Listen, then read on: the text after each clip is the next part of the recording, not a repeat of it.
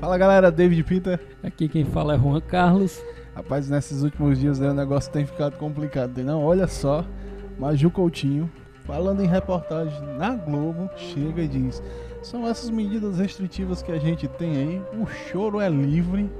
Cara, esse tipo de comentário mostra que o jornalismo não está sendo levado a sério, né? Porque na minha concepção, o papel do jornalista nada mais é do que transportar uma informação para o maior número de pessoas possíveis, né? Isso, e único e exclusivo a informação. Para isso, para dar a sua opinião, por exemplo, nós somos um canal de opinião, então você sabe que aqui a gente tem um viés. Quem nos escuta sabe que a gente tem um posicionamento político e sabe que a gente não quer tomar a verdade, a gente quer apenas dar a nossa opinião. Mas no momento que você seguir jornalista, que você está num programa de transmissão a nível nacional para informar, e você dá um tipo de opinião dessa daí, totalmente parcial, totalmente tem o seu viés, e eu não estou dizendo que ela não deva ter o viés dela, mas ela deve ter fora do ambiente de trabalho. O ambiente de trabalho de jornalismo é um ambiente de trabalho. Ela não pode dar uma opinião dessa assim, na cara dura. Pô, faz um canal no YouTube também e vai dar a tua opinião lá.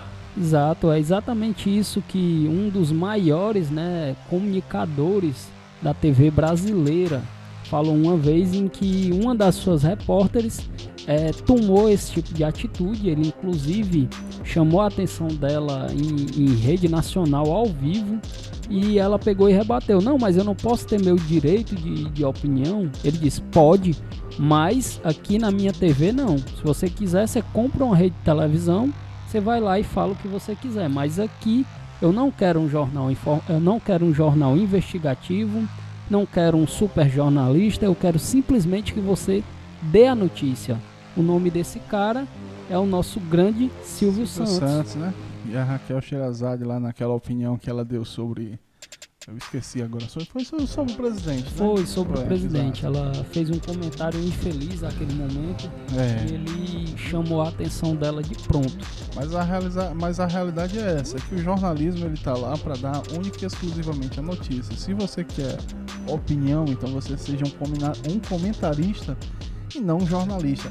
Mas, sobretudo, foi uma falta de sensibilidade, porque, olha só, tem muita gente que precisa ir às ruas para trabalhar, certo? Muita gente que não queira, não é que não ache que a doença não existe ou coisa parecida. Ele sabe que existe. Mas a questão é, a gente tem pessoas que moram em periferia, a gente tem pessoas que moram em locais de risco, e mesmo assim elas vão trabalhar, mesmo com o risco de perder a vida, de repente para um bandido, de repente para um traficante, mas eles vão trabalhar todo dia. Por quê? Necessidade. Então quem enfrenta um perigo desse também enfrenta uma doença. Essa é a realidade de muitos brasileiros. Eles enfrentam não só o perigo da doença, eles enfrentam qualquer perigo para levar o sustento honestamente às suas famílias. E foi isso que ela não levou em consideração. Que ela criticou, né? E eu vejo assim, porque essa é uma frase muito utilizada, principalmente pelos apoiadores, né, do esquerdismo. A galera da lacração, né? Então acho que foi por isso que pegou tão mal um comentário desse em rede nacional, né? É totalmente irresponsável. Imagina só, o presidente falou: eu não sou coveiro. Uma coisa realmente também que eu achei errada. Eu achei que não seria o posicionamento de um líder de Estado falar aquilo dali. Realmente ele estava certo no que ele estava dizendo, mas as palavras que ele falou foram muito pesadas. De certa forma agrediu, né? É porque e foi batido, ó. Foi batido nele. Maju pediu desculpa, bola pra frente. Vida que segue, mas... E o pessoal esqueceu. Pergunta se esqueceram do presidente. Não. Essa questão de o pessoal esquecer o que o presidente fala, isso aí é porque a própria mídia fica trazendo à tona essas coisas de...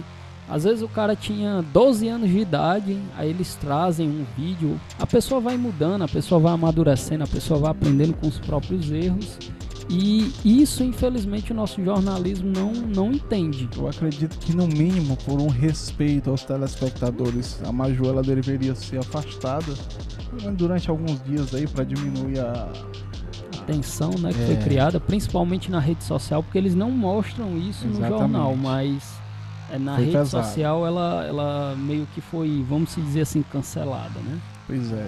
E falando sobre coisas pesadas, né? A gente teve aí um Twitter aí do Eduardo Bolsonaro que foi respondido pelo Arthur Duval, Mamãe Falei, né? Mamãe Falei ficou muito famoso, né, na rede social com aqueles vídeos dele. Indo pra manifestação lá, perguntando, realmente mostrando o lado ignorante das pessoas que vão às manifestações, normalmente de esquerda, que não sabem nem do que estão falando, o que é que estão... Ele mostrou a realidade de uma galera que defende causas sem motivo, né? Porque quando ele dava a opção lá da pessoa expor as suas ideias, todo mundo ficava cri-cri, né?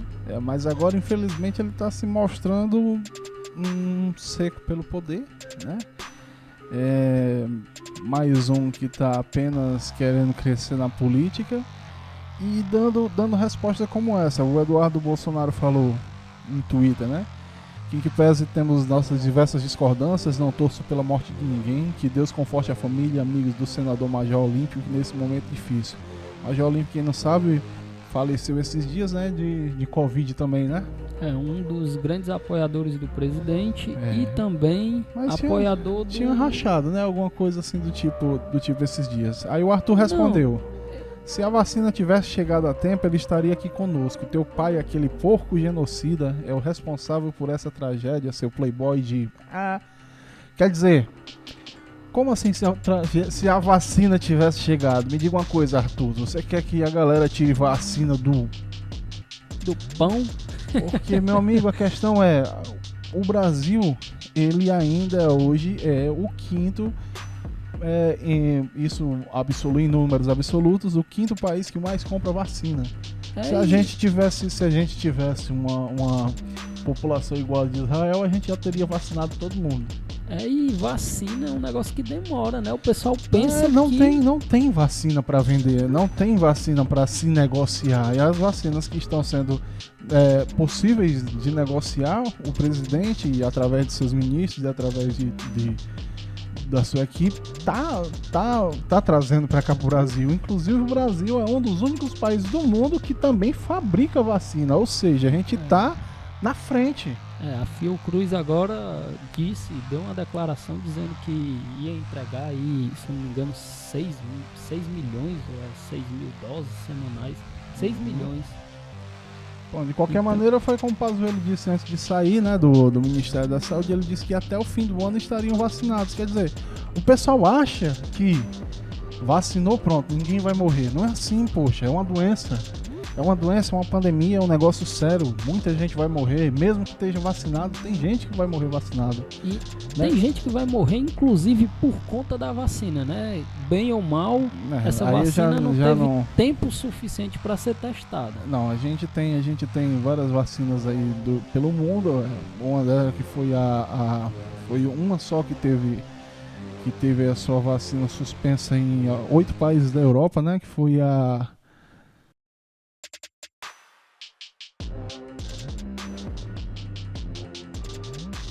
em 8 países da Europa, mas se eu não me engano a decisão é que a suspensão já seja revogada, né? Isso, e aí já estão vacinando de novo. Então assim, realmente o que a gente não tem é uma eficácia comprovada, a gente não tem um estudo mais profundo sobre as contraindicações, mas eu acredito muito nas vacinas de maneira geral, porque os cientistas já vinham há muito tempo pesquisando como fazer uma vacina rápida num estado desse de pandemia, né? Então, assim, é bom que tome.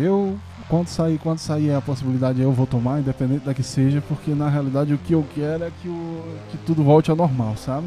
E entre tomar e não tomar, eu prefiro confiar aí nos cientistas. Mas hoje em dia, As pessoas cobram muito vacina, mas não entendem que é um sistema de pré-venda e o Brasil é um dos países que mais adquirem. E apesar de dizer assim, mas é porque o Brasil demora a comprar. Não. O Butantan já vinha há muito tempo já negociando tanto a produção quanto a compra. O que se queria era uma vacina que realmente tivesse lá a comprovação científica. Comprovação científica, e a gente tem que compreender que o Brasil é um país gigante.